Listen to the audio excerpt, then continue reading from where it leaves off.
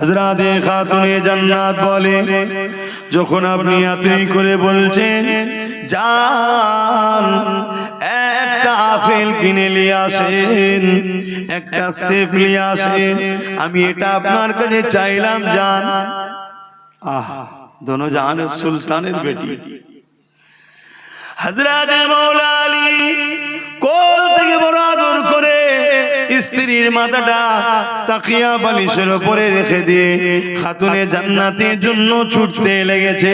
হযরতে আলী চোখে পানি, এ পানি বড় আনন্দের পানি। আজ আমার কাছে ফাতেমা কিছু চেয়েছে, তাই বাজারে গেছে। এত অল্প পয়সা ছিল, একটা পিসি শুধু আপেল হয়েছে, ওই আপেলটা কিনে নিয়ে ঘরে ফিরে আসছে। রাস্তায় একটা ক্ষুধার্ত ব্যক্তি মুসাফির হাত দিয়েছে। এ হযরতে আলী, এ নবীর জামাতা, এ আহলে রাসূল, আমি বড় ক্ষুধার্ত, তোমার হাতের আপেলটা আমাকে দাও, আমার বড় খিদা লেগেছে, আমাকে ওটা দাও। হযরতে আলী চিন্তা করতে লেগেছে, জীবনে প্রথমবার আমার স্ত্রী ফাতেমা আমার কাছে একটা আপেল খেতে চাইলো, আর আমি ওইটা কিনে নিয়ে যাচ্ছি। এত সামান্য পয়সা দ্বিতীয় কিনারও নাই, যদি মুসাফিরটাকে দিয়ে দিই, এই গরীব ক্ষুধার্তটাকে দিয়ে দিই, আমার স্ত্রী জীবনে চাইনে চলে যাবার সময় অতিনার নজদিকে এসেছে। আরে আমি কি করি, নিজের মধ্যে তোরপার হতে হতে ওই আপেলটা হযরতে মাওলা আলী ওই গরীবটার হাতে দিয়ে দিলে। কি তাদের প্রেম ছিল গরীবদের উপরে, দেখো, দিয়ে মন মরা করে আর ঘরে ঢুকছে। হযরতে খাতুনে জান্নাত মুচকি হেসে বলছেন, হ্যাঁ আমার প্রাণের স্বামী, আপনি আমাকে আপেল খাওয়ালে আমি জানা খুশি হতাম, তার থেকে বেশি ওই গরিবকে আপেল দিয়াতে আল্লাহ খুশি হয়েছে। জোরে বলুন সুবহানাল্লাহ, আরো জোরে বলুন সুবহানাল্লাহ। ভাই, ওলিরা যদি দূরের খবর দেখতে পায়, নবীর বেটি দেখতে পায় না, কি গো, আল্লাহ তাদেরকে সব দেখার ক্ষমতা দিয়েছে। তাহলে বলুন গরিবকে কিভাবে ভালোবাসতেন তিনারা। আর আজকে আমরা নিজের প্রতিবেশী, নিজের আত্মীয়র মধ্যে গরিবের উপরে আমাদের আজকাল গুরুত্ব নাই। গরিবের উপরে সবাই জুলুম করছে। গরিবকে প্যার করো, গরিবকে ভালোবাসো, গরিবকে সাথ দাও, আল্লাহ খুশি হবে।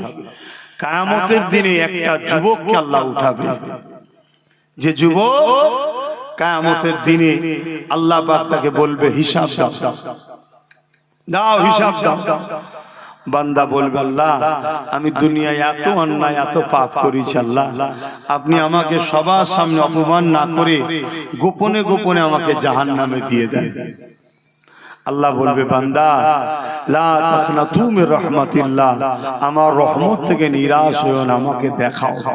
আল্লাহ কুদরতি ভাবে তার আমলনামা দেখবে, সত্যি পুরো পাপ অন্যায়, একটা ভালো কাজ পাবে।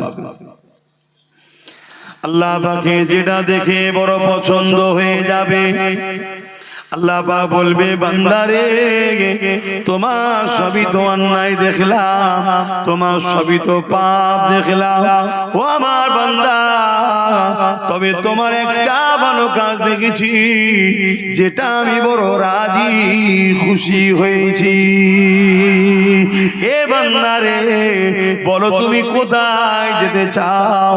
বান্দা এই সময় বলতে লাগবে, ও রব্বি আল্লাহ, আপনি যদি দয়া করেন, আপনার দয়ার বিনিময়ে আমি জান্নাতে যেতে চাই।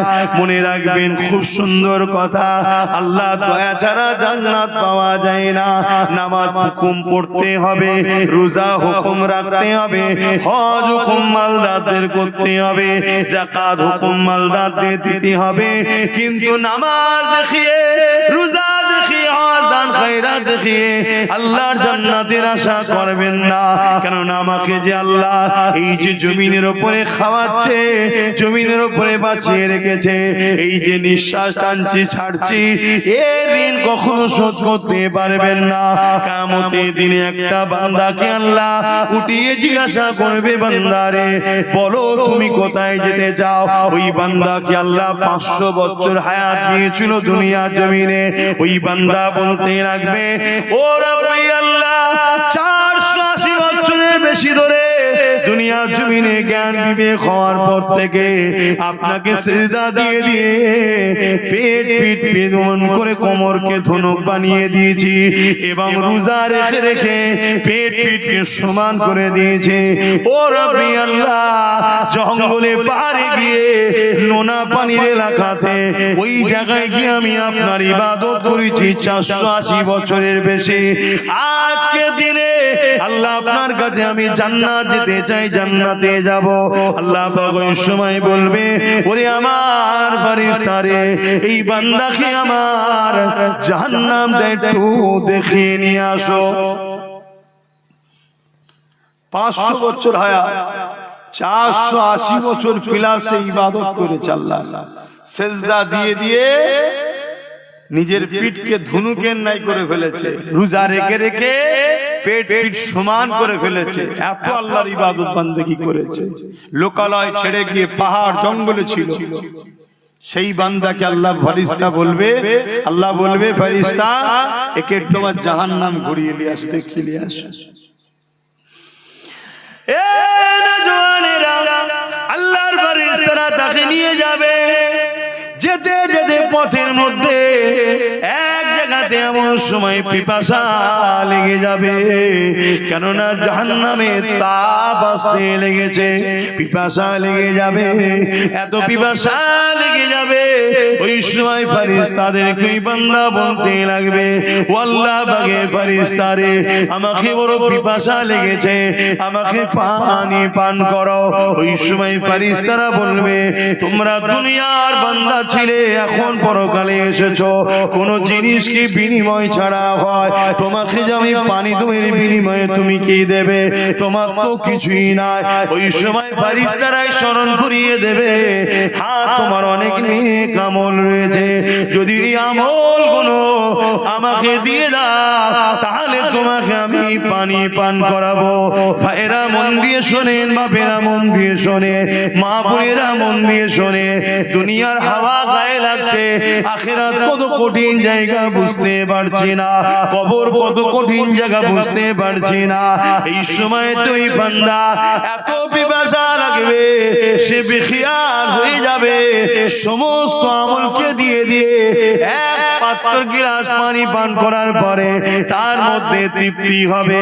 ওই সময় আওয়াজ দেবেন, আল্লাহ আমার ফেরেশতারে, ওই বান্দাকে নিয়ে চলে আসো, যে জায়গাতে পানির পিপাসা লেগেছে, ওখান থেকে জাহান্নাম আরো হাজার হাজার বছরের রাস্তা এখনো রয়েছে। ভাইরা আমার, এই পিপাসা এত দূর থেকে জাহান্নামের তাপে লাগবে, সমস্ত আমলের বিনিময়ে এক গিলাস পানি সে খরিদ করে ওই পানি পান করবে। আল্লাহ দরবারে ফিরিয়ে নিয়ে আসা হবে। আল্লাহ পাক আবার জিজ্ঞাসা করবে, ওরে আমার বান্দা তুমি কোথায় যেতে চাও? বান্দা আবার বলবে, আল্লাহ 480 বছরের উপরে আপনার ইবাদত বندگی করেছে, আপনি আমাকে 500 বছর হায়াত দিয়েছিলেন, জ্ঞান বিবেক বুদ্ধি যখনই হয়েছে, সিজদায় পড়ে পড়ে পড়ে পড়ে পিঠকে ধনুক বানিয়ে দিয়েছি, রোজা রেখে রেখে আমি এমন করে পেট পিঠকে সমান করে দিয়েছে। আল্লাহ পাক এই আমলের বিনিময়ে আমি জান্নাতে যেতে চাই। আমার আল্লাহ বলবে, বান্দারে তোমার আমল তো এখন আর নেই, এক গিলাস পানির বিনিময়ে তোমার আমল তো তুমি ফেরেশতাদের দিয়ে দিয়েছো। বান্দা মাথা হেঁট হয়ে যাবে। আল্লাহ বলবে, বান্দা মাথা তোলো, বলো কোথায় যাবে? বান্দার জবানের বল বন্ধ হয়ে যাবে, চোখ দিয়ে পানি বেরোতে লাগবে, হায় আমি কি করলাম।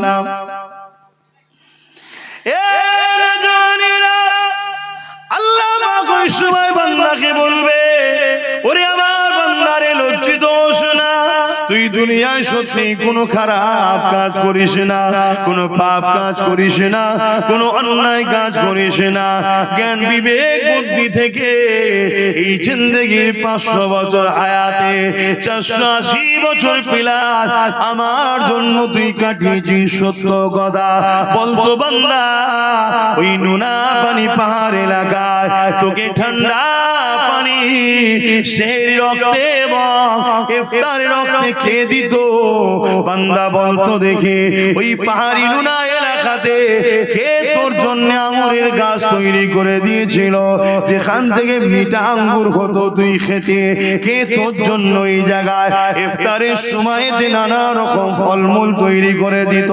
ওই সময় বান্দা লজ্জিত হয়ে চোখের পানি ফেলে বলবে, হে আল্লাহ আপনি খাওয়াতে বান্দারে তোকে কে সুস্থ রেখেছিল? বান্দা বলবে, আল্লাহ আপনি রেখেছিলে।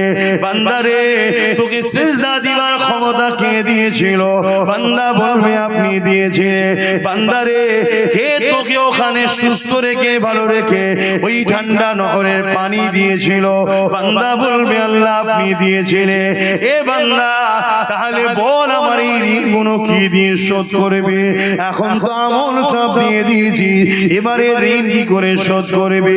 বান্দা বড় লজ্জিত হয়ে গিয়ে বলবে, আল্লাহ আপনি আমাকে ক্ষমা করে দিন। আল্লাহ আল্লাহ আমি বড় অন্যায় ভুল করেছি, আল্লাহ আমি বুঝতে পেরে গেছি আমি জান্নাত যাব, কিন্তু আপনার দয়া ছাড়া জান্নাত যেতে পারি না।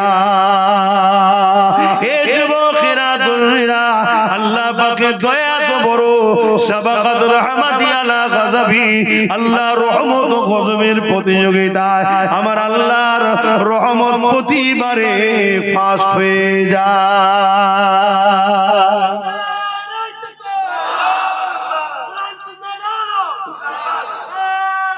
আল্লাহ ভাই জানি না কেন ওয়াজ করতে আসি, কষ্ট হচ্ছে, ঘুম ঘুম লাগছে, কথা বুঝে আসছে, তারপরেও আল্লাহ যতটুকু বলাচ্ছে আপনাদের অসুবিধা হচ্ছে না তো? খুব কষ্ট লাগছে কথা বলতে। যাই হোক ভাই, তাহলে ভাবুন আল্লাহ রহমত ছাড়া নাজাত পাওয়া যাবে না। আর সূরা আম্বিয়ার মধ্যে আল্লাহ বলছেন, ওমা আরসালনাকা ইল্লা রাহমাতাল লিল আলামিন, আমার নবীকে আল্লাহ আল্লাহর রহমত দয়া করেছে। জোরে বলুন সুবহানাল্লাহ। তো সেই আল্লাহর উপরে মহব্বত, নবীর উপরে মহব্বত, আল্লাহর সৃষ্টিকে ভালোবাসুন, তবে আল্লাহর রহমত পাবেন। যে কথা বলছিলাম, ওই যুবকটা, ওই বান্দাকেও আল্লাহ সেদিন নাজাত দেবে। জোরে বলুন সুবহানাল্লাহ। তো যে কথা বলছিলাম, ওই যুবকটাকে আল্লাহ পাক বলবে, বান্দা যা, আমি তোকে আমার রহমতের বিনিময়ে জান্নাত দিলাম। জোরে বলুন সুবহানাল্লাহ।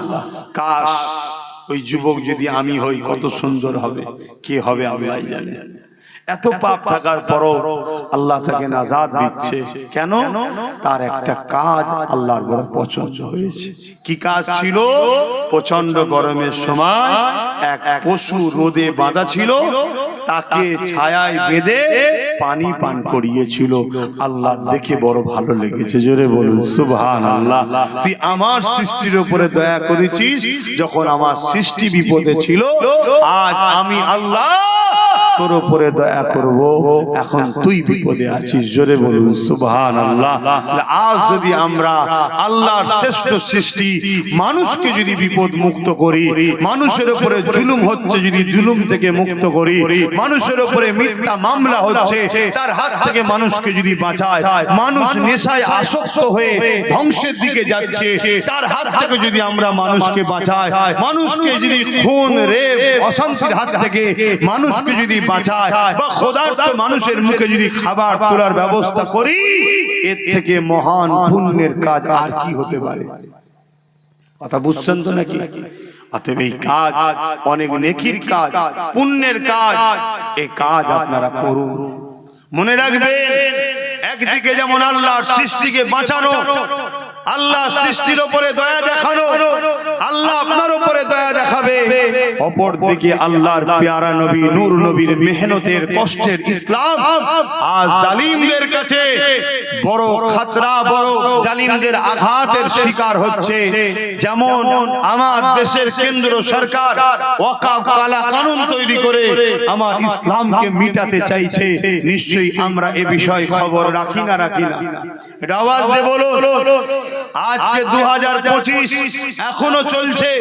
এবছরে একটা আইন তৈরি করেছে ওয়াকফ কালা কানুন, সংবিধান বিরোধী, ইসলাম বিরোধী। এই আইনকে মানি না শুধু বললে হবে না, এই আইনকে বন্ধ করিয়ে মসজিদ মাদ্রাসা ইসলামের সম্পদকে বাঁচাবার জন্য জান মাল উৎসর্গ যদি আমরা করতে পারি, এর বিনিময়ে হাসতে হাসতে আল্লাহর নাজাত জান্নাত পাওয়া যাবে। জোরে বলুন সুবহানাল্লাহ। আরে মরণ তো একদিন হবে। কবে হবে? যেদিন লিখা আছে সেদিনই হবে। ঘরের মধ্যে দৌড় দিয়ে বসে থাকলো মরণ সেদিনই হবে। আর বাইরে বেরিয়ে খালিদ বিন ওলীদের মতো 125টা লড়াইয়ের ময়দানে গিয়ে পুরো শরীরে ক্ষত বিক্ষত করেছে, তারপরও শহীদ হয়নি, বিছানায় শুয়ে মরণের দিনেই ইন্তেকাল করেছে। জোরে বলুন সুবহানাল্লাহ। কিন্তু আজ এসআইআর এর ভয়ে ওয়াকফ আন্দোলনটাই ভুলে গেছে। বন্ধ হয়েছে না? এসব তো পরিকল্পনা। ওয়াকফ আন্দোলন হলো পৃথিবী ব্যাপী আন্দোলন, ইন্টারন্যাশনাল আন্দোলন। এসআইআরটা যদি রাষ্ট্রীয়ভাবে করে, এর আগেও হয়েছে, এখনো হবে। নাম সংযোজন, নাম সংশোধন। মারা গেছে কাটা যাবে, 5 জায়গায় নাম, 4 জায়গায় কাটা যাবে, 1 জায়গায় থাকবে। বিবাহ হয়েছে, বাপের বাড়ির নাম বাদ যাবে, স্বামীর বাড়ির নাম থাকবে। কথা বুঝে আসছে তো? এটা হলো এসআইআর। এর বাইরে গিয়ে যদি বলো যে কাউকে ইচ্ছা করে নাম বাদ দেবে, অর্থাৎ মুসলমানকে তো টার্গেট করছে, শুনছি, ঠিক তো নাকি? তুমি বলো, তুমি এটা যদি তোমার নাম ইচ্ছা করে বাদ দেবে বলে, তুমি কি করবে? তোমার কি করার আছে বলো? তুমি পেরেছিলে তোমার 500 বছরের প্রমাণ হওয়া বাবরিকে বাঁচাতে? যে বাবরি সুপ্রিম কোর্টে প্রমাণ হলো ওখানে মসজিদ ছিল, ওখানে অন্য কোন ধর্মের ধাঁচা নিচুই ছিল না, ওখানে নামাজ হতো, ওখানে মসজিদ ছিল, প্রমাণ হয়েছে সবকিছু সুপ্রিম কোর্টে। তারপরও তুমি কি তোমার মসজিদকে বাঁচাতে পেরেছো? তাহলে তোমার মধ্যে একটা সাধারণ মুসলমানের নাম যদি জোর করে বাদ দিয়ে দেয়, কাগজ নিয়েই কি করবে? তুমি কাগজ খুঁজছো? কাগজ নিয়েই কি করবে বলো? তাহলে বাঁচাবার মালিককে, মারার মালিককে, তাহলে সেই আল্লাহর দিকে তো আমাদেরকে রুজু হওয়া দরকার। চলো আল্লাহ আছে, আল্লাহ আছে, সে সব ছেড়ে দিয়ে এখন কাগজ খুঁজছে। আমার কি হবে, আমার কি হবে? আরে তোকে যদি মনে করে তাড়াবো, কাগজ থাকার পরেও তোকে তাড়িয়ে দেবে, তুই কিচ্ছু করতে পারবি না। কেন? তোদের কোনো রাজ পাওয়ার নেই। তাই যাদের হাতে পাওয়ার তারা কেউ তোদের নয়। না মমতা তোদের, না মুদি তোদের, কেউ তোদের নয়। একদম সাফ ভাষাই বলে দিয়ে গেলাম, লিভার হলে লে, আর না লিভার হলে মরগে যা, যা যেটা ভালো লাগে করবে যা। কিন্তু আমার বক্তব্য এটা, আল্লাহর দ্বীনের ঘর, মসজিদ, মাদ্রাসা, কবরস্থান, ঈদগাহ, খানকা, যেটা ইসলামের পেহচান, 29 লক্ষ বিঘে জায়গা মুসলমান ধর্মের অ্যাসেট, মুসলিম ধর্মের পেহচান, আজকে সেইটাকে মিটিয়ে দিবার প্ল্যান চলছে। সেটাকে ভুলাবার জন্যই হয়তো এসআইআর হতে পারে। কথা বুঝছেন না? বুঝেন? সেটা ভুলাবার জন্য তো হতে পারে, সেটা ভুলে গেছি আমরা। সেটা কোনো আন্দোলন নেই। আলহামদুলিল্লাহ আজকের তারিখ পর্যন্ত প্রত্যেকটা জলসায় হলো, একটুখানি হলো আমি বলছি ওয়াকফ নিয়ে। একটুখানি হলেও আমি আলোচনা করি। কেন করি? শুধুমাত্র আমার মালিককে রাজি করার জন্য, যে আল্লাহ আমি আমার ক্ষুদ্র ক্ষমতায় আলোচনা করছি। এ জাতি যদি আমার সাথ দিত, আমার হাতে যদি অনেক পাওয়ার থাকতো, তাহলে হয়তো আল্লাহ আরো জোর আন্দোলন হতো। কিন্তু আজ আমার যতটুকু ক্ষমতা মালিক, আমি ততটুকু করছি। কিন্তু তোমাদেরকে কৈফিয়ত দিতে হবে তো আল্লাহর কাছে। বলো, ওকা ভুলে গেছি না যাইনি? বলো বলো বলো, ভুলে গেছি? খুব সাবধান হও। আল্লাহ যদি তোমাকে দেশে রাখবে বলে, কারো বাপের মাজাল নেই তোমাকে দেশ থেকে সরাতে পারে। যে সরাতে যাবে আল্লাহ তাকে দুনিয়া থেকে সরিয়ে দেবে। শুনছেন তো নাকি? আর তোমাকে যদি আল্লাহ না সাহায্য করে, তুমি কাগজ রাখো আর যার পিছনেই দাঁড়িয়ে থাকো, তোমাকে কিন্তু তাড়িয়ে দিলে তোমার কিচ্ছু করার ক্ষমতা নাই। তাহলে কি আমি বলছি নাকি তুমি কাগজ টাগজ খুঁজবে না? করো না, কিন্তু তোমার মূল জায়গাটালে তোমার খবর নেই কেন? তোমার মূল বিষয়টা খবর নেই কেন? আর এই সব বিষয়গুলো আলোচনা করলে আবার একদল লোক আছে ওয়াজকে কাটিং করছে। কাটিং করে ছোট ছোট করে 29 minute, 30 minute, 20 minute, sorry 29 second, 30 second, 20 second সব আমার বিরুদ্ধে প্রচার করছে ভুলভাল, যাতে করে সমাজ আমাকে ঘৃণা করে, সমাজ আমাকে ভুল বোঝে। এসবও চলছে। এক কথা বুঝছেন তো ভাই? আবার কিছু উলামাকে দেখছি, কিছু সবাই নয়, কিছু পীর পীরজাদা বক্তাকে দেখছি যারা ওয়াকাফ ভুলে গেছে, তাদের দুনিয়ার নেতা নেত্রীদেরকে জিতাবার জন্য পেরেশানে আছে। শুনছেন তো নাকি? তাদের মসজিদ লিদের কথা নেই। এই সব কিছুকে খেয়াল করে আমি যখন কিছু কথা কিছু কিছু জায়গায় বলেছি, সেগুলোকে পুরো না দিয়ে কেটে কুটে উল্টো পাল্টা করে ছড়িয়েছে। সমাজে বিভ্রান্ত ছড়াবে না ছড়াবে না? একটু বলুন না গো, বিভ্রান্ত ছড়াবে না ছড়াবে না? বিভ্রান্ত ছড়াচ্ছে। তার মধ্যে একটা বিভ্রান্ত হলো আব্বাস সিদ্দিকী বলেছে টিএমসি কে ভোট দেওয়া হারাম। শুনেছেন আপনারা? একটু হ্যাঁ কি না বলবেন তো? কারা কারা শুনেছেন একটু হাত তুলে সাক্ষী দেন। শুনেছেন? বাবা, তাহলে গালি গালাজও করেছেন তো নাকি? আমাকে গাল দেন না কেন? একটু শখ যাই দাও না। দিচ্ছে তো অনেকে, অনেকে তো দিচ্ছে। হায় হায় হায়, কি জন্য দিচ্ছি রে? না ওর বেঈমান, জালিম, অত্যাচারী, শয়তান নেতা নেত্রীর বিরুদ্ধে বলেছি তাই গাল দিচ্ছে। আর ওদের বেঈমান, শয়তান, জালিম নেতা নেত্রীগুলো আমার আল্লাহর মসজিদ মাদ্রাসার বিরুদ্ধে বলেছে, তখন ওদের মুখে কোনো কথা নেই। তাহলে মুসলিম না মুসলিম সূরাতে মুনাফিক? এটা আওয়াজ দিয়ে বলো। অ্যাকচুয়ালি আমি কি বলেছি সময় আর নেই তো, একটু বলবো 2-5 মিনিট। অসুবিধা হচ্ছে? খুব মন দিয়ে শোনেন। অ্যাকচুয়ালি আমি হুজুর পাক সাল্লাল্লাহু আলাইহি ওয়াসাল্লামের একটা হাদিস মানুষের সামনে রেখেছি। কি? অন্যায় দেখলে হাত দিয়ে রোখো, আমার নবী বলছেন। কি দিয়ে রোখো? হাত দিয়ে। যদি হাত দিয়ে রুখতে না পারো, মুখ দিয়ে প্রতিবাদ করো। মুখ দিয়ে যদি প্রতিবাদ করতে না পারো, অন্তর থেকে ঘৃণা করো। এই অন্তর থেকে ঘৃণা করার কথা বলে আল্লাহ নবী বলেছে এটা হলো একেবারে দুর্বল ঈমান। কোনটা? অন্তর থেকে ঘৃণা করা। এটা হলো কি? দুর্বল ঈমান। মজবুত 1 নম্বর ঈমান কোনটা? হাত দিয়ে প্রতিবাদ করা, হাত দিয়ে রুকা অন্যায়কে। 2 নম্বর ঈমান কোনটা? মুখ দিয়ে প্রতিবাদ করা। দুর্বল ঈমান কোনটা? অন্তর থেকে ঘৃণা করা। যদি অন্তর থেকেও ঘৃণা না করতে পারে, তারপরে আর কোনো ঈমানের স্তর নেই। শুনছেন?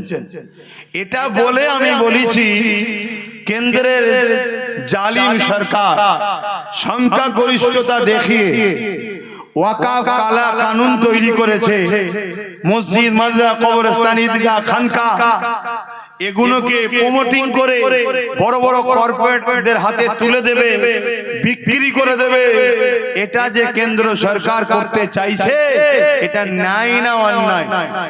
এটা আওয়াজ দিয়ে বলবেন সবাই, অন্যায়। রাসূল কি বললেন? অন্যায় দেখলে হাত দিয়ে রোখো। তাহলে এই অন্যায়কে রুকার জন্য হাত দিয়ে রুখতে হবে না, হবে না? ধরুন কোন মুসলমান হাত দিয়ে রুখতে পারলো না, দুর্বল, তাহলে মুখ দিয়ে প্রতিবাদ করতে হবে।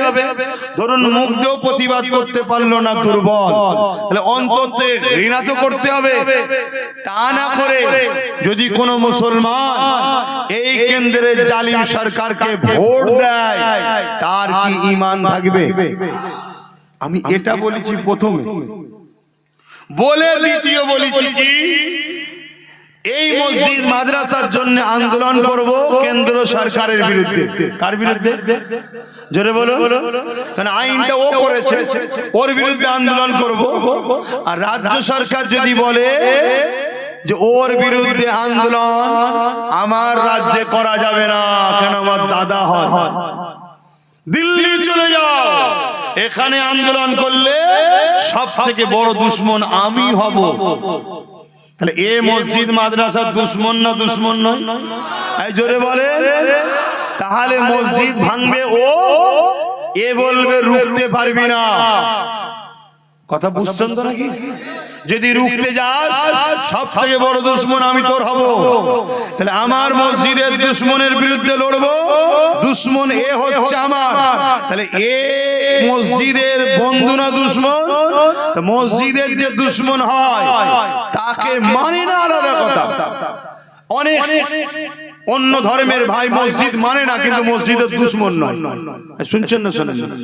ইসলাম মানে না, কিন্তু ইসলামের বিরুদ্ধেও বলে না। যে কওমকে আমরা সর্বসময় কোণঠাসা করে রেখেছি, যে কওমের নামে পুরো মিডিয়া উঠে পড়ে নারী টুপি মানে সন্ত্রাস, আতঙ্কবাদ হাজারো প্রচার করেছি, এরপরও বড় খুশি আনন্দের সাথে কওম দাড়ি ও টুপি পরে। জোরে বলুন সুবহানাল্লাহ। এই কওমকে বহু দিক দিয়ে, বহু সময়ে, অনেক দিক দিয়ে হত্যাও করা হয়েছে, এরপরও আমাদেরকে শেষ করতে পারে না। বদরের ইতিহাস তারা দেখেছে, উহুদের ময়দানের ইতিহাস দেখেছে, খাইবারের ইতিহাস দেখেছে, মুতার ইতিহাস দেখেছে, হাত্তা কে হিন্দুস্তানের বাদশাহ সুলতান হিন্দ আতায়ে রসুল গরিবে নওয়াজ মঈনুদ্দিন আজমিরি, চিস্তি, হাসানি, হুসাইনি, তিনার ইতিহাসও দেখেছে। আমাদের মুর্শিদ শেখুল বাঙ্গাল সৈয়দনা আবু বকর সিদ্দিক ফুরফুরাবি আল কুরাইশি রাহমাহুল্লাহ হুজুরের ইতিহাস দেখেছে। কোন দিক দিয়ে আমাদেরকে তারা মিটাতে পারছে না। তারা রিসার্চ করে দেখেছে এ কওমের কাছে একটা জিনিস আছে যেটা এত পাওয়ার, এই পাওয়ার যতক্ষণ না এর থেকে বার করা হয় এ কওমকে মিটানো সম্ভব নয়। ওই পাওয়ারটার নাম হলো ঈমান। জোরে বলুন সুবহানাল্লাহ। তাই আজ সমাজে যারা আমাদের জানমালের দুশমন, তারা বড় প্ল্যান করে আমাদের কাছ থেকে ওই ঈমান নামক সম্পদটাকে বার করার পরিকল্পনা করছে। ঈমানটা কি? রাসূলের প্রেম ও আদব। জোরে বলুন সুবহানাল্লাহ। ছলে বলে কলে কৌশলে যেমন করে হোক নবীর প্রেম থেকে আমাদেরকে সরাতে চাইছে, নবীর আদব করা থেকে আমাদেরকে দূরে রাখতে চাইছে। তাই এরকম একটা টাইমে আমি মনে করি আমার বাবা মা ভাই বোনেদের কাছে আমার নবীর প্রেম, আজমত, মাকাম, শান, রিফাত নিয়ে আলোচনা করা বেশি বেশি করে দরকার।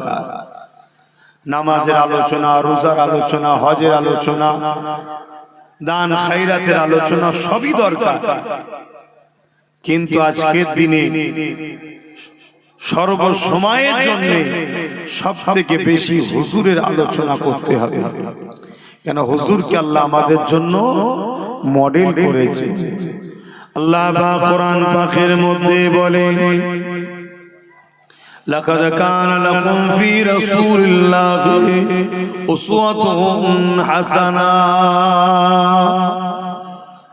এ দুনিয়ার মানুষের আমি আল্লাহ তোমাদের জন্য সব থেকে উত্তম আদর্শওয়ালা মডেল করে মুহাম্মদ রাসূলুল্লাহকে পাঠিয়েছে। তোমরা জিন্দেগির প্রতিটা মুহূর্তে আমার নবীকে মডেল হিসাবে ফলো করো। আমার নবীর থেকে যদি আমরা সরে যাই, নবীকে যদি আমরা ফলো না করি, তাহলে তো আমরা কামিয়াবি হতে পারবো না। নবী আমাদের জন্য মডেল। এজন্য আজ বড় প্ল্যান চলছে আমার রাসূল থেকে আমাদেরকে সরাবার। এটা নতুন নয়, সেদিনও চলেছিল। আর এর সব থেকে বড় ভয়ঙ্কর ক্ষতি যারা করছে তারা হলো মুনাফিক, যারা আমাদের মধ্যে থেকে আমাদের লেবাসে, আমাদের মতো দেখতে, আমাদের মসজিদ, আমাদের মাদ্রাসায় সব জায়গাতে থাকছে, কিন্তু তাদের মিশন আল্লাহ রাসূলের প্রেম ও আদর থেকে সরানো। অথচ আল্লাহ নবী জানিয়ে দিলেন, লা ইউমিনু আহাদুকুম হাত্তা কুনা হাব্বা ইলাইহি মিন ওয়ালিদিহি ওয়া ওয়ালাদিহি ওয়ান নাসি আজমাইন। ততক্ষণ পর্যন্ত তোমরা ঈমানদার হতে পারবে না যতক্ষণ পর্যন্ত তোমরা তোমাদের ধন দৌলত, জমি জায়গা, ঘর বাড়ি, বাপ মা, সন্তান, স্ত্রী, স্বামী সব কিছু থেকে আমি রাসূলুল্লাহকে বেশি না ভালোবাসতে পারবে, ততক্ষণ পর্যন্ত তোমরা ঈমানদার হতে পারবে না। ঈমানদার ওই ব্যক্তি হবে যে দিল থেকে মুহাম্মদ রাসূলকে রাসূল জেনে জানের থেকে বেশি ভালোবেসে আদবের সাথে নবী পাককে মেনে নিয়েছে, তার মধ্যেই ঈমান রয়েছে।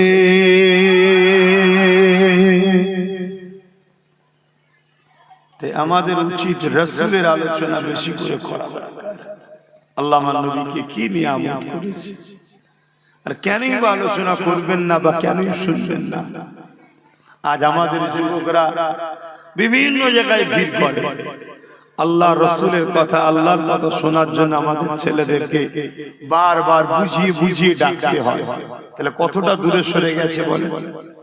ওজন এখানেই তো বিশেষ করে ভিড় করা দরকার, এখানেই তো আমাদের উঠা বসা করা দরকার। কিন্তু এমন সোহবত, এমন পরিস্থিতি দুনিয়ার এসে গেছে, আমার ভাইয়েরা, যুবকেরা, বোনেরা মেলাতে, ফাংশনে, যাত্রায়, গানেতে সেখানে যে ভিড় করছে, আল্লাহ ও রাসূলের আলোচনা থেকে দূরে সরে যাচ্ছে। এটা তাদের জন্য ক্ষতির হচ্ছে। বাবেরা, নওজওয়ানেরা, তরুণেরা, অথচ আমার রাসূলুল্লাহ আমাদেরকে কত মহব্বত করে, আমাদের দয়া নবী আমাদেরকে কত পেয়ার করে। সারা জীবনটা নবী আমার আপনার জন্য কেঁদেছে। যখনই নবী পাকের চোখ দিয়ে পানি বেরিয়েছে, ওই কান্নার কারণটা কি? আল্লাহ রাসূল বলেছেন, গুনাহগার উম্মত উম্মতির চিন্তায় আল্লাহ পাক তাদের সঙ্গে কি বিচার করবে, তারা দুনিয়ায় কিভাবে থাকবে, তাদের কত ক্ষতি হবে, আখিরাত তাদের কত ক্ষতি হয়ে যাবে, দুনিয়া ধোঁকায় পড়ে তারা বরবাদ না হয়ে যায়, আল্লাহ যেন তাদের উপরে নারাজ না হয়ে যায়। এই বলে বলে নবী আমার সর্বসময় কেঁদেছে। আমার রাসূলুল্লাহ শিশুবেলায় যখন দুলনাতে দুলতে, তখন উম্মত উম্মতি করে কেঁদে কেঁদেছে। আমার নবী যখন সিজদায় পড়ে থাকতে তখন উম্মতি করে কেঁদেছে। এ যুবকেরা, আল্লাহ নবীর জীবনে এমনও কোনো দিন যায়নি নবী আমাকে ভুলে গেছে, তোমাকে আমাকে স্মরণ করেনি, তোমার আমার জন্য কাঁদেনি, এমন কোনদিন আমার রাসূলুল্লাহ জীবনে যায়নি। আমার নবী পাক সর্বসময় তোমার আমার জন্য কেঁদেছে। এখন এই টাইমেও রাসূল আমার রওজা মোবারকে তোমার আমার জন্য কাঁদতেছে।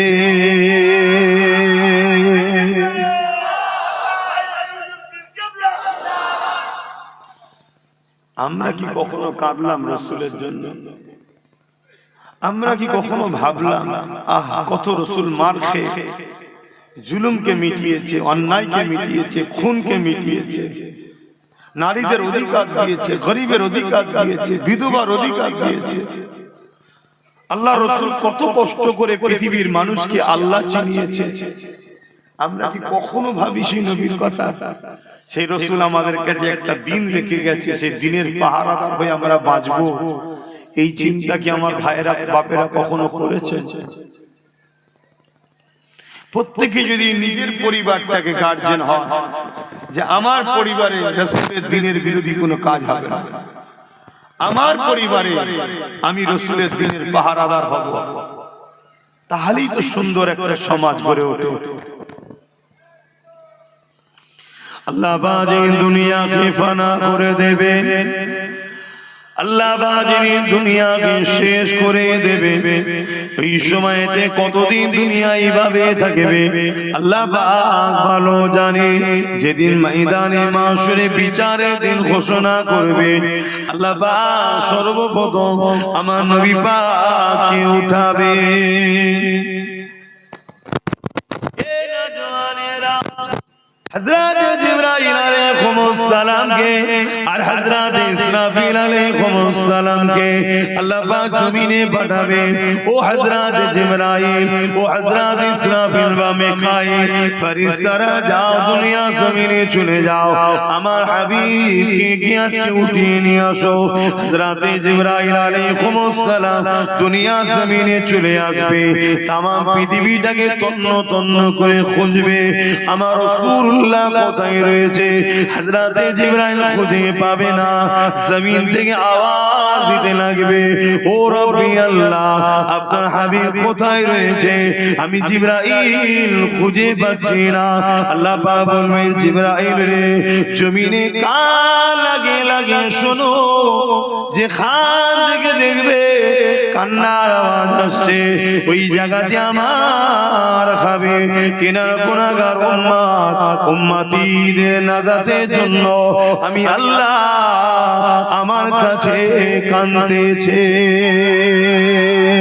আরো জোরে বলুন সুবহান। ভাবেন কত ভালোবাসা কে আছে? বল বল। আমরা তো নিজেদের বাপের কথাই ভুলে যাই, বাপ ছেলের কথা ভুলে যাই এক সপ্তাহ যেতে না যেতে, কিন্তু কবে রাসূল আজও পর্যন্ত আমাদের কথা স্মরণ রেখেছে, এখন এই মুহূর্তে আমাদের জন্য কাঁদছে। আমাদের ভেতর থেকে যারা ক্ষতি করছে তাদের আকীদা হলো আমার নবী নাকি মরে গেছে, নবী শাফাআত, নবী নাকি বেঁচে নাই। বলুন নাউযুবিল্লাহ। আমার নবী হলেন হায়াতুন নবী। আমার নবী বলুন যুবকরা, সবাই বলুন হায়াতুন নবী। এইটা হলো আকীদা। যদি নবীকে হায়াতুন নবী না মেনে যদি মরা নবী বলে, ঈমান চলে যাবে। আর নবীকে হায়াতুন নবী মানা, এটা হলো ঈমান, আকীদার মধ্যে একটা আকীদা। যদি গুনাহ করো বলে গুনার মাফ আছে, কিন্তু যাদের ঈমান নেই তাদের মাফ নাই। এটা মনে রাখবেন, রাসূল হলেন হায়াতুন নবী। আরো একবার বলুন, নবী হায়াতুন নবী। হযরত জিবরাইল আলাইহিস সালাম জমিনের উপরে ডানা মারবে, জমিনটা দুচির হয়ে যাবে, দেখতে লাগবে আল্লাহ নবী সিজদায় পড়ে গিয়ে চোখের পানি ছেড়ে দিয়ে আল্লাহ নবী কাঁদতেছেন। হযরত জিবরাইল আলাইহিস সালাম আমার নবী পাককে সালাম দেবে, নবী পাক সালামের জবাব দিয়ে মাথা তুলবে। ও হযরত জিবরাইল, কি ব্যাপার, বিচার কি হয়ে গেছে নাকি? তুমি আমার কাছে এসেছো, কি ব্যাপার, কিয়ামত কি হয়ে গেছে, ময়দানে মাশর কি হয়ে গেছে, বিচার কি হয়ে গেছে? হযরত জিবরাইল আলাইহিস সালাম বলবে, ইয়া রাসূলুল্লাহ হাবিবাল্লাহ, আপনি আপনার উম্মত উম্মতিদেরকে এত ভালোবাসেন, কিন্তু উম্মত উম্মতি আপনাকে ভুলে থাকতো। ইয়া রাসূলুল্লাহ হাবিবাল্লাহ, উম্মত উম্মতি আপনাকে স্মরণ করতো না, উম্মত উম্মতি আপনার সুন্নতে জীবন কাটাতো না, উম্মত উম্মতি আপনার দ্বীনের পক্ষে কাজ করতো না। উপরন্তু এমন উম্মত উম্মতি ছিল যারা আপনার দ্বীনের দুশমনদের সঙ্গে হাত মিলিয়ে দ্বীনের বড় ক্ষতির কারণ হয়েছে। ইয়া রাসূলুল্লাহ হাবিবাল্লাহ, আপনি সেই উম্মত উম্মতিদেরকে এখনো ভুলেননি, কাঁদতেছে। আল্লাহ নবী বলেছিলেন জিবরাইল রে, আল্লাহ নবী বলবেন জিবরাইল রে, আমি রাসূলুল্লাহ আমার উম্মত উম্মতিদের বড়ই ভালোবাসি। এ নওজওয়ানেরা, আল্লাহ নবী বলবেন জিবরাইল বলো হিসাব হয়ে গেছে নাকি? হযরত জিবরাইল আলাইহিস সালাম বলবে, না ইয়া রাসূলুল্লাহ, আল্লাহ পাক আপনাকে আগে উঠাতে বলেছে, আমার রাসূলুল্লাহ উঠবেন। এ যুবকেরা ময়দানে মাশরে হাজির হবে, আমার নবী পাকের নূরের মাথা মোবারকে আল্লাহ পাক শাফাআতের তাজ পরিয়ে দেবে। আহলে সুন্নাত ওয়াল জামাতের আকীদা নবী শাফাআতুন নবী, জোরে বলুন সুবহানাল্লাহ, বলুন নবী শাফাআতুন নবী, জবান খুলে বলুন নবী। যারা আমাদের ভেতর থেকে ক্ষতি করছে, ঈমান লুটছে, তাদের আকীদা নবী শাফাআত করতে পারবে না, বলুন নাউযুবিল্লাহ। তাহলে আমাদের থেকে নবীকে কিভাবে সরাচ্ছে? যদি কোনো যুবকের দিলে আকীদা হয় নবী শাফাআত করতে পারবে না, তাহলে তার প্রেম কেন থাকবে নবীর উপরে? আর যখন যুবকের দিলে আকীদা হবে কিয়ামতের কঠিন দিনে আমার বাপ আমার হবে না, মা আমার হবে না, কেউ হবে না, হুজুর আমায় বাঁচাবে, জোরে বলুন সুবহানাল্লাহ, তার মহব্বত বাড়বে না কমবে? তাহলে আমাদেরকে কিভাবে হুজুর থেকে সরাচ্ছে? কেন এই মহব্বত কমাচ্ছে? একটাই কারণ, ঈমান যাতে চলে যায়। আর ঈমান চলে গেলে 1 কোটি মরা মানুষ দ্বারা কোনো উপকার লাগবে? 1 লক্ষ কোটি বেঈমানের দ্বারা কোনো কাজে লাগে না। কথা বুঝে আসছে? আমাদেরকে বেঈমান করতে চাইছে। বাবেরা, নওজওয়ানেরা, তরুণেরা ময়দানে মাশরের কথা বেশি বেশি করে চিন্তা করে। এ নওজওয়ান তরুণেরা, আল্লাহ পাক কোরআনের মধ্যে জানিয়েছেন, ওয়াল তানজুরু নাফসুম মা কদ্দামাত লিগাদ, প্রতিটা নফসের উচিত পরকাল নিয়ে বেশি বেশি করে চিন্তা করা। সাহাবা হুজুররা জিজ্ঞাসা করলে, ইয়া রাসূলুল্লাহ হাবিবাল্লাহ, ময়দানে মাশরটা কেমন হবে? আল্লাহ নবী বলে দিলে, মাথার একটু দেখতেলা এত পরে আল্লাহ সূর্যকে নামিয়ে দেবে, সূর্যে 12 গুণ তাপ আল্লাহ বাড়িয়ে দেবে। ওই দিন সূর্যের এত তাপ হবে, ওই তাপে লোহা যেমন আগুনে দিলে লাল হয়ে যায়, জমিনটা এরকম লাল হয়ে যাবে। ওই জমিনে মানুষ দাঁড়াতে পারবে না। এমনও পাপ পাওয়া যাবে, নিজের ছেলেকে জমিনে শুইয়ে দিয়ে তার বুকের উপরে পা দিয়ে দাঁড়িয়ে যাবে। এমনও ছেলে পাওয়া যাবে, নিজের বাপকে জমিনে শুইয়ে দিয়ে তার বুকের উপরে পা দিয়ে দাঁড়িয়ে যাবে। এমনও মেয়ে পাওয়া যাবে, তার মাকে জমিনে শুইয়ে দেবে। এমনও মা পাওয়া যাবে, তার মেয়েকে জমিনে শুইয়ে দেবে। এক কথায় যার উপরে যা জোর চলবে তাকে জমিনে শুইয়ে দিয়ে তার বুকের উপরে পা দিয়ে দাঁড়িয়ে যাবে। কেন জমিন লোহা যেমন পুরে পুরে লাল হয়ে যায়, এই সূর্যে তবে জমিন লাল হয়ে গেছে, এই জমিনে মানুষ দাঁড়াতে পারবে না। এ যুবকেরা, বাপেরা, মায়েরা, বোনেরা, ওই দিনটা তোমার কি আমার কি হবে? আল্লাহ নবীর এই কথা শুনে সাহাবা হুজুররা কাঁদতে লাগলেন, ইয়া রাসূলুল্লাহ, হাবিবাল্লাহ, আমাদের কি হবে উপায়? ভাবো, আমরা এইগুলো বুঝাই কেন? শুধরাই যেতে আমার ভাইরা, হালকা বয়সে ভুল ভ্রান্তি একটু হয়ে যায়, কিন্তু আখিরাত ভুলে গেলে হবে না। মৃত্যু কত তোমার আমার আশপাশের মানুষ সব এসেছিল, এক এক করে সব চলে গেছে।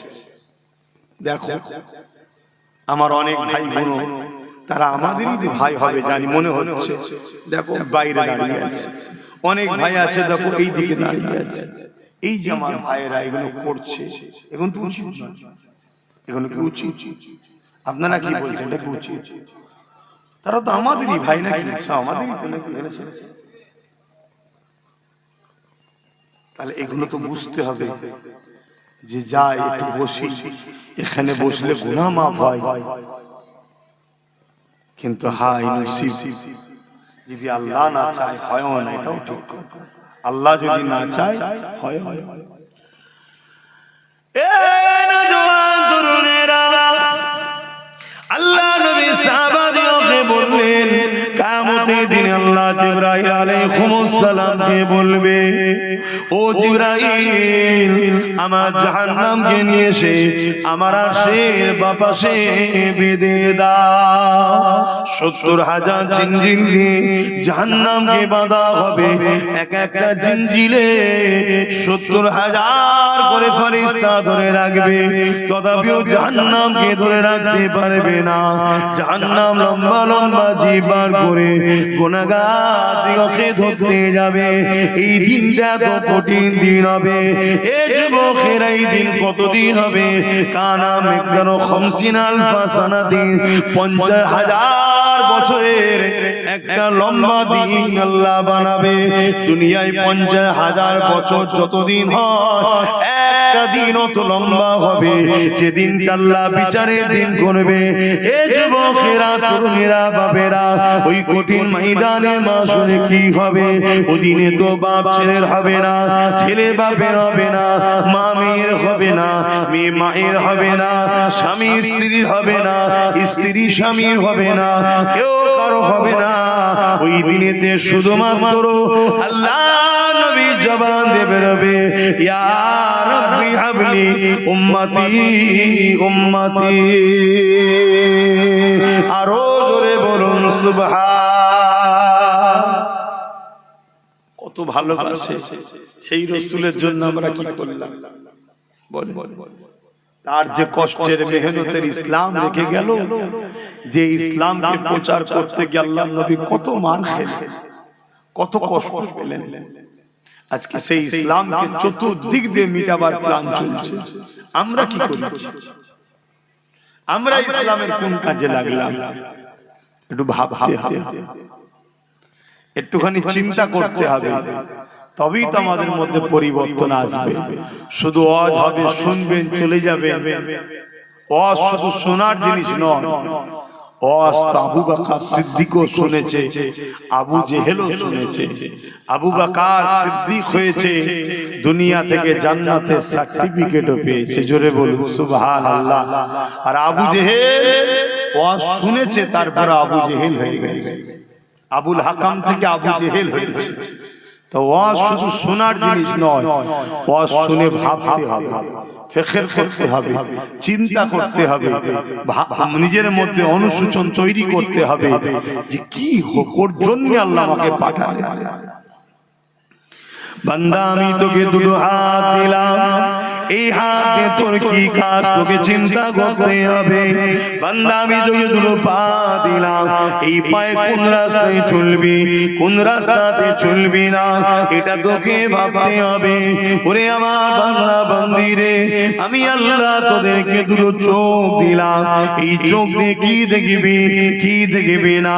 বান্দা আমি জবানে কথা দিলাম, আমার দিয়া জবানে কোন কথা বলা যাবে কোন কথা বলা যাবে না। বান্দা রে, আমি আল্লাহ পাক তোকে আশরাফুল মাখলুকাত বানালাম, তুই মানুষের তুই সৃষ্টির মধ্যে সর্বশ্রেষ্ঠ সৃষ্টি বানালাম। ওরে আমার বান্দা রে, তুই আমার জমিনের উপরে তোর কি কাজ তোকে একবার ভাবতে হবে। এটা বুঝাবার জন্য এটা জানাবার জন্য কদ জাআকুম মিনাল্লাহি নূরুন ওয়া কিতাবুম মুবিন, আমি দুটো জিনিস আমার পক্ষ থেকে পাঠালাম। একটা হলো 30 পারা প্রকাশ্য কোরআন কিতাব, আর একটা হলো ওই কোরআনকে বুঝাবার জন্য সাহেবে কোরআন মুহাম্মাদুর রাসূলুল্লাহ। এ আমার বান্দা বান্দি রে, এই দুটোকে অনুসরণ কর। কোরআনকে তোদের জন্য গাইড করলাম, মুহাম্মদ রাসূলুল্লাহকে মডেল বানিয়ে দিলাম। মুহাম্মদ রাসূলুল্লাহ হলো কোরআনের বাস্তব তোদেরকে দেখাবে।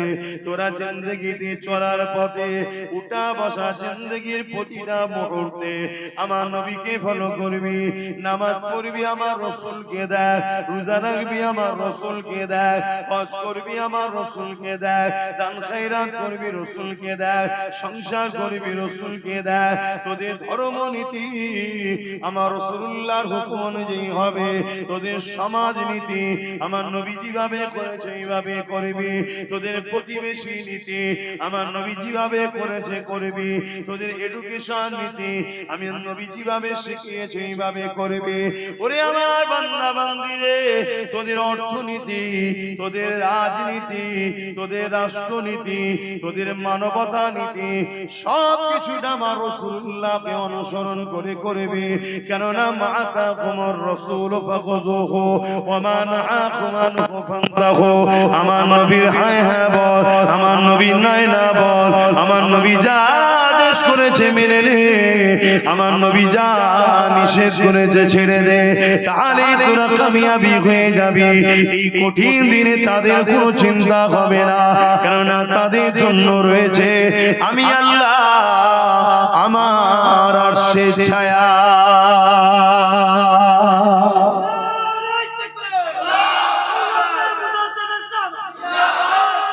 আল্লাহ। আর যারা দুনিয়ায় রাসূল ছেড়ে দিয়ে অন্য কাউকে মডেল বানায়, অন্য কাউকে নেতা বানায়, অন্য কাউকে নিজেদের পথের পথিক বানায়, তারা কিন্তু কামিয়াবি হতে পারবে না। উলামাদেরকে আমরা ভালোবাসবো, পীরকে ভালোবাসবো, আলেমকে ভালোবাসবো, ইমামকে ভালোবাসবো, উদ্দেশ্য একটাই, পীর আলেম উলামা মুফতি যেই হোক যদি আমাকে রাসূলের সঙ্গে জুড়তে চায় তবে তাকে ভালোবাসবো। উদ্দেশ্য থাকবে রাসূল। আর যদি রাসূলের সঙ্গে না জোড়ে সে উলামা দাবিদার হতে পারে, মুফতি দাবিদার হতে পারে, পীর দাবিদার হতে পারে, তাকে মানা যাবে না। কথা শুনছেন? যে আমাদেরকে রাসূল চিনাবে, রাসূলের সঙ্গে জুড়াবে, রাসূলের রাস্তা দেখাবে, সেই হলো আমাদের সবকিছু। তাকে আমরা সম্মান করব, প্যার করব, আদর করব, উস্তাদের মর্যাদা দেব, মাথায় করে লেখ করব। কেন? আল উলামা ওয়ারাসাতুল আম্বিয়া, এরা রাসূলের ওয়ারিস। এদেরকে ভালোবাসলে আল্লাহ ও রাসূল খুশি হবে। জোরে বলুন সুবহানাল্লাহ। কিন্তু কারো কথা আমরা মানবো না, আমরা কথা মানবো কালামুল্লাহ আর হাবিবুল্লাহ। জোরে বলুন সুবহানাল্লাহ। বাপেরা, নওজওয়ানেরা, তরুণেরা, এ নবী পাকে প্রেমিকেরা, আখরি জামানা আল্লাহ নবী জানিয়ে দিলেন মসজিদ ভর্তি নামাজি থাকবে, একজনই ঈমানদার থাকবে না। যার ঈমান নেই তার নামাজের তো কোনো কাজে লাগবে না। আল্লাহ নবী জানিয়ে দিলেন আখরি জামানাতে হাতের তালুতে আগুন রাখা থেকেও ঈমান বাঁচানো বড় কষ্টকর হয়ে যাবে। এটা সেই সময় হয়ে গেছে। চারিদিক থেকে আমাদের ঘরে আল্লাহ ও রাসূল থেকে সরাবার পরিকল্পনা করছে। কেউ আমাদেরকে গান দিয়ে ডাকছে, কেউ আমাদেরকে ফাংশন দিয়ে ডাকছে, কেউ আমাদেরকে মেলা দিয়ে ডাকছে, কেউ আমাদেরকে জুয়া দিয়ে ডাকছে, কেউ আমাদেরকে নাচ দিয়ে ডাকছে, কেউ আমাদেরকে শরাবের দোকান খুলে ডাকছে। এই যুবকেরা, তরুণেরা, আবার কেউ আমাদেরকে দাড়ি টুপি কোরআনের মাহফিলের নামে ডেকে নিয়ে গিয়ে আমার রাসূলুল্লাহর আদব মর্যাদাকে খাটো করে দিয়ে আমাদের ঘরে রাসূল থেকে দূরে সরিয়ে দেওয়ার পরিকল্পনা করছে। এরকম একটা কঠিন সময়, এই জন্য আল্লাহ রাসূল বললেন হাতে তালুতে আগুন রাখা থেকেও ঈমান বাঁচানো বড় কষ্টকর হবে। সেটা এই সময় এসে গেছে। তাই বলে দিয়ে যায় আল্লাহ রাসূলকে মহব্বত করে, আল্লাহ নবীকে প্যার করে, যে নবী আমার সারাটা জীবন তোমার আমার জন্য কেঁদেছে, আজও কাঁদছে। কিয়ামতের এই কঠিন দিনেতে যখন নামন করে জাহান্নাম লম্বা লম্বা শিকাবার করে গুনাহগারদের ধরতে যাবে, ওই সময় জিবরাইল আলাইহিস সালাম ঘোষণা দেবে আল্লাহর জাহান্নাম উম্মতে মুহাম্মাদীদের দিকে তেরে তেরে যাচ্ছে। ওই সময়টা আমার আল্লাহ রাসূলের কানে এই আওয়াজটা যখন চলে যাবে, নবী আমার আল্লাহর আরশ আজিমের উপরে মাকামে সম্মানে সিংহাসনে বসে শাফাআতের তাজ পরে বসে থাকবে। এই কথা যখনই রাসূলুল্লাহর কানে যাবে, নবী আমার ওখান থেকে নেবে মাকামে মাহমুদ বলে একটা জায়গা আছে, ওই জায়গাতে সিজদায় পড়ে যাবে, চোখের পানি ফেলে কাঁদতে থাকবে। এত তারিফ প্রশংসা আল্লাহর করবে, ইতিপূর্বে আল্লাহ তারিফ প্রশংসা এত কেউ করতে পারেনি। আমার নবী পাকের তারিফ প্রশংসা শুনে আল্লাহ পাকের জালাল, আল্লাহ পাকের রহমতে দুনিয়ায় জোশ মেরে উঠবে। আমার আল্লাহ বলবে আমার হাবিব সারা জীবন উম্মত উম্মতি করে কেঁদেছে, আজকে দিনে আপনি আর কাঁদবেন না। আমি আল্লাহ ওয়াদা করেছিলাম ওয়ালা সাওফা ইউতিকা রাব্বুকা ফাতারদা, যত চিরে আপনাকে এত দিয়া দেব, যতক্ষণ পর্যন্ত আপনি খুশি না হবেন আপনার দোয়া আজকে আমি আল্লাহ কবুল করব। আরো জোরে বলুন সুবহান। আশা করা যায় আমার নবীকে আল্লাহ এত ভালোবাসে, গুনার পাহাড় দিয়েও যদি কোনো উম্মত ওঠে, আশা করা যায় কিয়ামতের দিন নবীর খাতিরে সে জান্নাত চলে যাবে। বলুন ইনশাআল্লাহ, বলুন ইনশাআল্লাহ। কিন্তু ওই উম্মত গুলোকে দেখে বড় আফসোস লাগে যারা নবীর দ্বীনকে মিটাচ্ছে। আজ আমার উম্মত ভাইরা আছে দ্বীন মিটাচ্ছে, গান শোনা দিন মিটানো নাই, নিজেকে মিটাচ্ছে। কিন্তু গানের আড্ডা তৈরি করা, মুসলমানের ছেলে মেলা দেয়, মুসলমানের ছেলে জুয়ার আড্ডা দেয়, মুসলমানের ছেলে ফাংশনের নেতৃত্ব দেয়, তার মানে কি পাপের আখড়া তৈরি করলো। এটা ইসলামকে মিটানোর সমান পাপ। শুনছো আমার ভাইরা, এই কথাগুলো বলা দরকার আছে না? হতে পারে আমার সেই সকল ভাইদের কানে যেতে যেতে আল্লাহ চাইলে একদিন তাকে হিদায়াত হয়ে যেতে পারে। আর যদি পরিবর্তন হয়ে যে মেলা ফাংশন গান বন্ধ করে দেয়, তাহলে সে ভাইটা তো বেশি যাবে। গুনাহ করে ফেলেছে, আশা করা যাচ্ছে আল্লাহ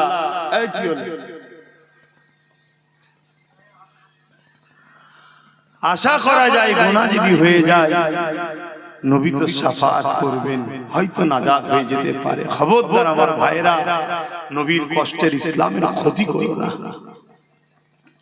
আল্লাহ নবী জীবনে কত কষ্ট হয়েছে, এ নওজওয়ানেরা, আল্লাহ নবী জীবনে এমনও দিন গেছে নবী আমার সিজদায় পড়ে রয়েছে। মক্কার জালিম বেঈমানেরা আমার নবী পাকের পিঠের উপরে পচা ভুঁড়ি দুম্বার ভুঁড়ি চাপিয়ে দিয়েছে।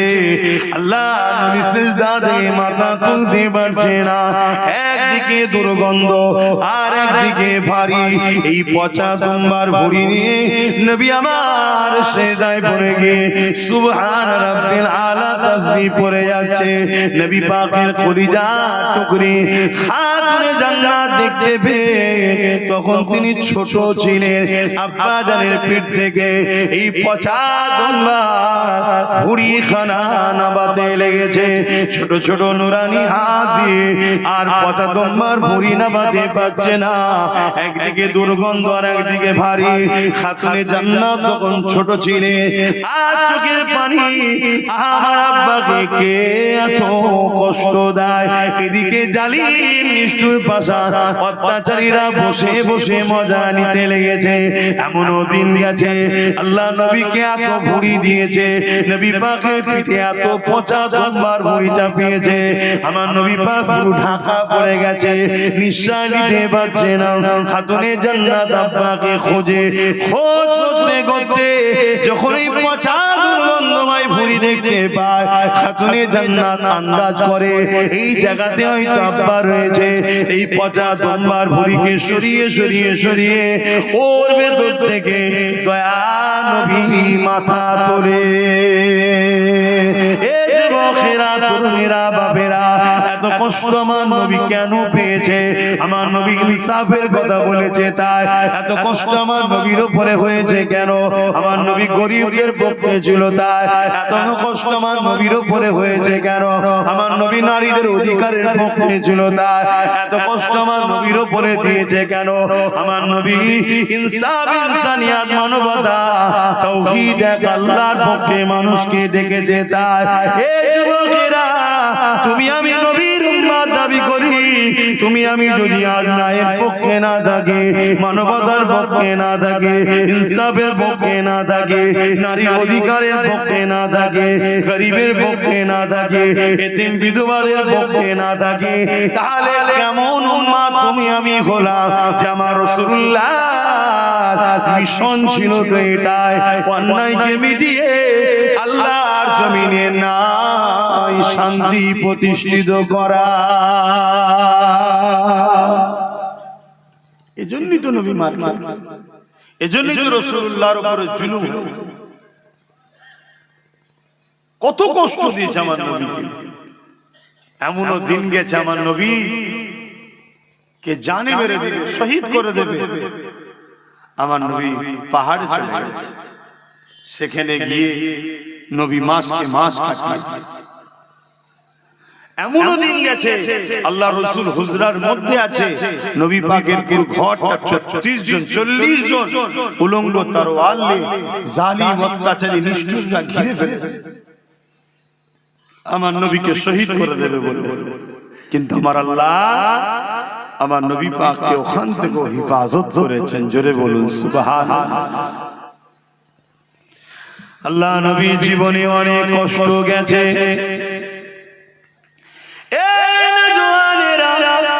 আল্লাহ নবী যখন মক্কার মানুষের কাছে দিনের কথা বলে মক্কার মানুষ শুনতে চায় না, নবী আমার তায়েফে জমিনে চলে যায়। এদিকে মক্কার জালিম নিষ্ঠুর নেতারা তায়েফের মানুষদিগকে জানিয়ে দেয় মক্কা থেকে মুহাম্মদ রাসূলুল্লাহ যাচ্ছে, যিনি তাওহীদের কথা বলে, যিনি গরিবের ইনসাফের কথা বলে, যিনি নারীদের অধিকারের কথা বলে, যিনি মানবতার কথা বলে, যিনি ন্যায়ের কথা বলে, যিনি প্রেম ভালোবাসার কথা বলে। এই তায়েফের সরদারেরা মুহাম্মদ রাসূল যা বলে ঠিকই সত্য কথা বলে, কিন্তু মুহাম্মদ রাসূলের কথা মতো চললে আমরা যে মানুষের উপরে সন্ত্রাসী করে টিকে রয়েছি, মানুষের উপরে আতঙ্ক করে টিকে রয়েছে, মানুষকে ভয় খাইয়ে টিকে রয়েছে, মুহাম্মদ রাসূলের কথা যদি মেনে নেওয়া যায় তাহলে আমাদের অন্যায় অত্যাচারের সাম্রাজ্য মিটে যাবে। এই মুহাম্মদ রাসূলকে তাইফে জমিনে ঢুকতে দিও না, তাকে বাধা দাও, বাধা দাও। আজকে দিনে তো সেই রাসূলুল্লাহর পক্ষে যারা কথা বলে তাদেরকেও বিভিন্ন মাহফিলে বাধা দেওয়া হয়, তাদেরকেও বিভিন্ন জায়গায় রোকা হয়। কেন রোকা হয়? এরা গেলে মুহাম্মদ রাসূলের কথা বলবে, এরা ইনসাফের কথা বলবে, এরা ইনসানিয়াতের কথা বলবে, এরা মানবতার কথা বলবে। কেন? আল্লাহ কোরআনের মধ্যে জানিয়ে দিয়েছে, এ দুনিয়ার মানুষেরা কুনতুম খায়রা উম্মাতিন উখরিজাত লিন-নাস তা'মুরুনা বিল মারুফ ওয়া তানহাউনা আনিল মুনকার। আল্লাহ আমাদেরকে দুটো কাজ দিয়েছে, অন্যায়কে মিটিয়ে দাও, ন্যায়কে প্রতিষ্ঠিত করো। এই অন্যায় মিটাতে গিয়ে যদি তুমি শহীদ হয়ে যাও, অন্যায়কে মিটাতে গিয়ে জালিমদের হাতে যদি মারা পড়ে যাও, এ যুবকেরা আল্লাহ রাসূল জানালেন তাদের জন্য মরণের আগে, জান বেরোবার আগে আল্লাহর জান্নাতকে দেখিয়ে দেওয়া হয়। আর যদি এই লড়াইয়ে লড়তে গিয়ে, ন্যায়কে প্রতিষ্ঠিত করতে গিয়ে, অন্যায়কে মিটাতে গিয়ে আর যদি এই লড়াইয়ে কেউ গাজী হয়ে যায়, বিজয় হয়ে যায়, আমার আল্লাহ তাকে দুনিয়াতে গাজীর সম্মান দেয় এবং পরকালে পুরস্কার জান্নাতে রেখেছে। আমাদের তো দুটো কাজ আল্লাহ দিয়েছে নাকি? কথা বলে, অন্যায় মিটাও, ন্যায়কে প্রতিষ্ঠিত করে।